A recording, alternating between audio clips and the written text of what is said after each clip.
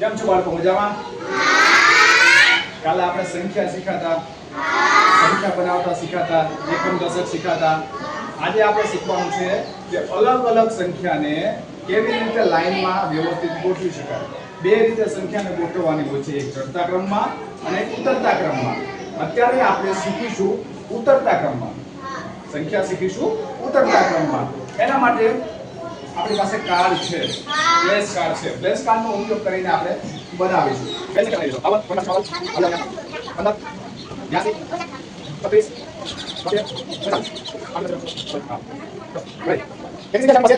6 સંખ્યા છે ને?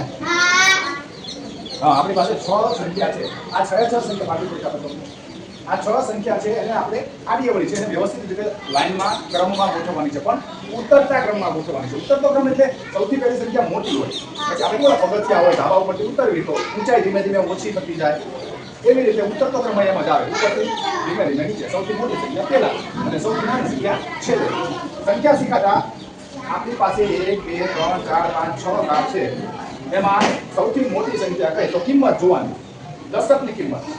આની પાસે દશકમાં 4 7 3 6 8 1 અને 5. તો આમાં સૌથી મોટું કોણ? 8. બરાબર, 8 સૌથી મોટો દશક કહેવાય.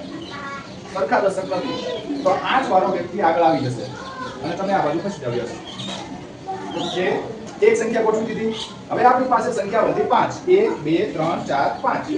આ 5 સંખ્યામાંથી દશકની જગ્યાએ સૌથી મોટો અંક કોની પાસે છે?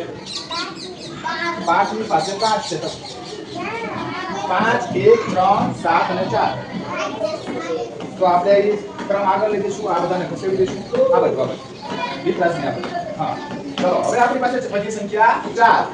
1 2 3 અને 4. આમાં સૌથી મોટો દશકનો અંક કોની પાસે છે? આપણી પાસે 5 છે તો સૌથી મોટો છે આમાં, તો એ એમ કામ રહેશે, એ ગોઠવાઈ ગઈ ત્યાં. હવે આપણી પાસે 3 સંખ્યા વધી. આ ત્રણેયમાં દશકનો જાનવીબેન પાસે, તો જાનવીબેન પાર્થવીબેનની બાજુ ઉભા રહી જાય. બે સંખ્યા છે. આ બે સંખ્યામાં કોની પાસે દશક મોટો છે? મેહુલભાઈ પાસે 3 નંબરનો દશક મોટો છે, તો એ બદલાઈ જાવ. ઓકે, સંખ્યા તૈયાર થઈ ગઈ. વિપરાશ, તમારી પાસે કઈ સંખ્યા છે? 82, પછી 73, પછી 52, પછી 40, 36 અને 15. તો આ સંખ્યા આપણે ગોઠવી એને કહેવાય ઉતરતો ક્રમ. વેરી ગુડ, ચાલે પડો.